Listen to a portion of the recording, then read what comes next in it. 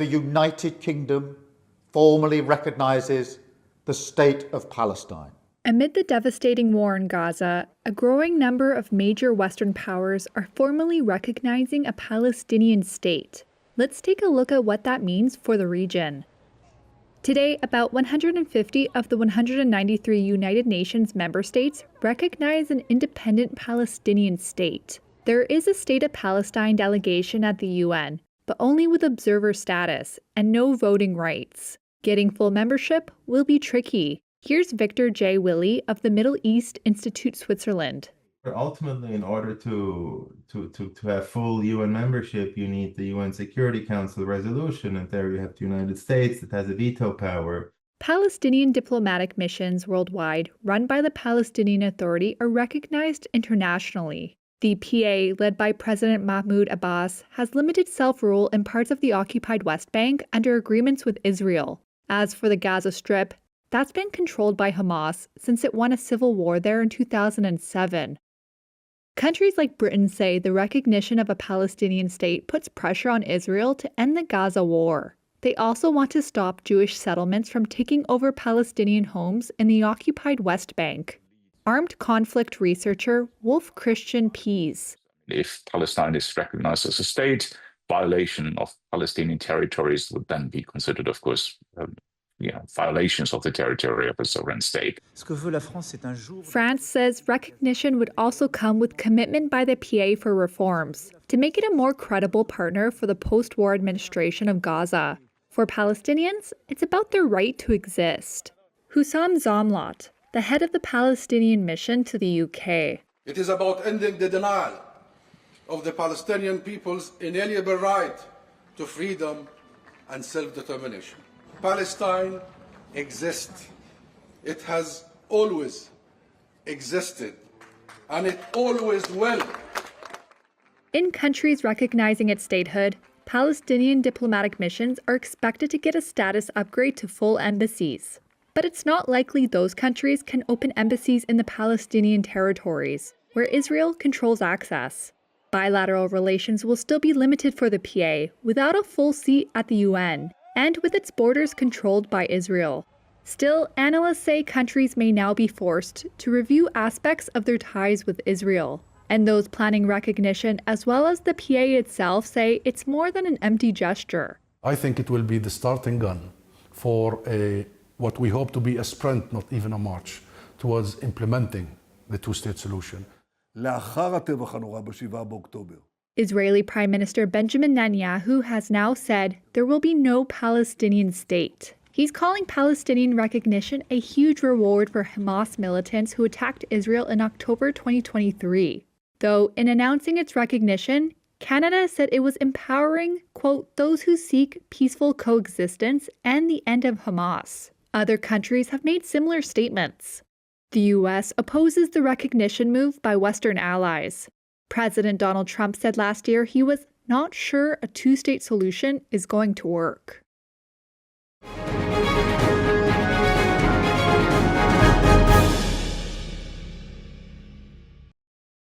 Russian President Vladimir Putin said on Monday that he was ready to extend the New START arms control treaty with the U.S. by 1 year, an agreement that limits how many nuclear weapons each side can have.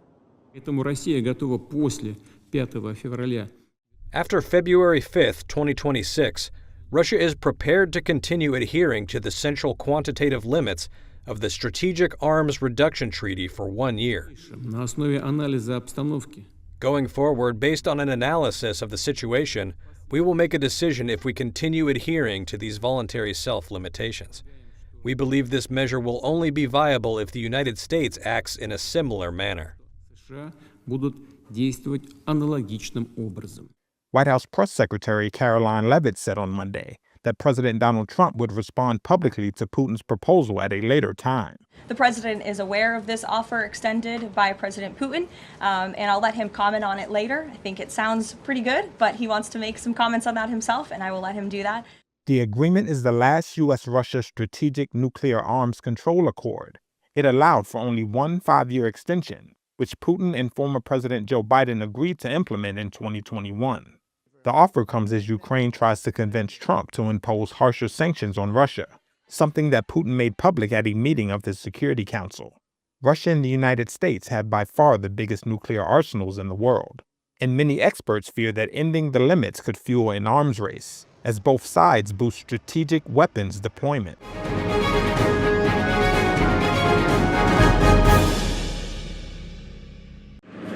Ukraine's state-owned railway has been the target of attacks since the start of Russia's invasion 3.5 years ago.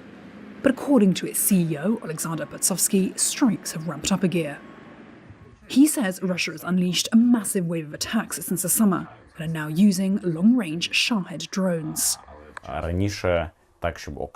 Previously, they simply did not have sufficient resources for a single combat drone, such as the Shahed, to hunt down a locomotive. Now they can afford to use Shaheds to hit individual locomotives, rather than strategic targets. Since the invasion in February 2022, the railway network has been a lifeline for people moving around Ukraine. From ordinary people to world leaders, it's also been one of the only ways to get in and out of the country, as all civilian flights have been grounded. While trains have also been crucial in transporting military equipment, Patsovsky says that doesn't appear to be the target. All the attacks, their first aim is to sow panic among passengers. Their second aim is the overall economy. He says that since the middle of the summer, electricity substations and other infrastructure nodes have been attacked, with an average of 6 to 7 long-range Shahed kamikaze drones most nights. While Russia denies targeting Ukrainian civilians, Patsovsky adds that 5 or 6 key rail hubs have been bombed since the summer. Reuters could not independently verify the reports. The World Bank estimates that roughly 30% of Ukraine's railway is in a damage repair cycle. Despite the onslaught, Patsovsky maintains that the network, which employs 170,000 people, is managing. It's a marathon. It is a game of exhaustion. They strike us, we recover. They strike us, we recover. It is important not to give up. If we slow down a little and let the enemy strike and destroy, then they will be even more drawn to the smell of blood.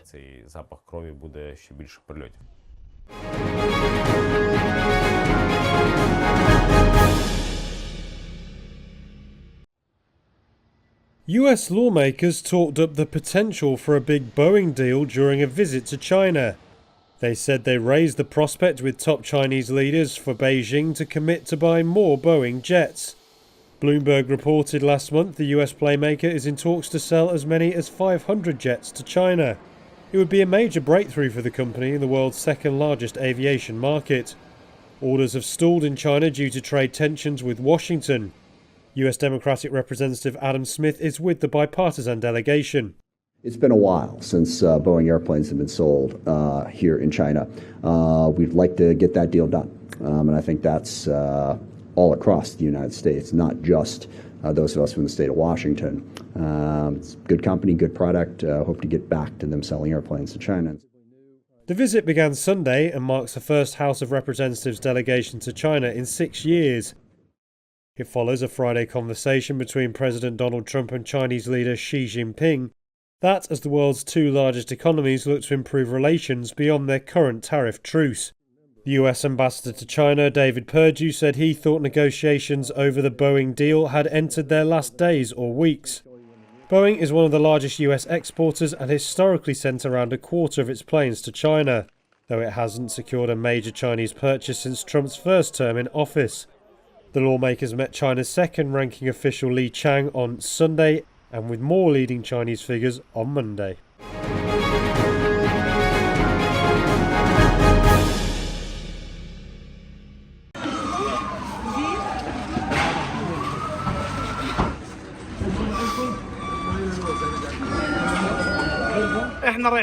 We're heading into the unknown. We're heading into the unknown. We don't know where we're going.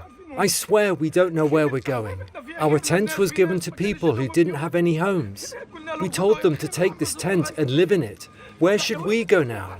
Who's going to protect us? Who's going to take care of my little son? And my young girl? It's so unfair.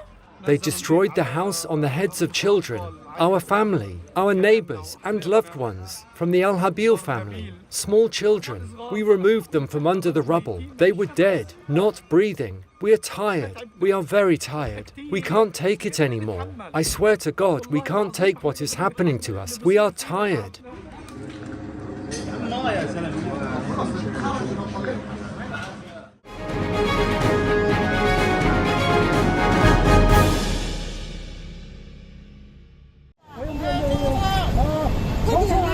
啊，脚不见了，脚掉了，脚掉了，脚掉了，脚掉了。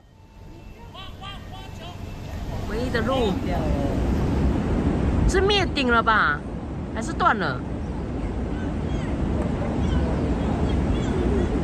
剩柱子了哈。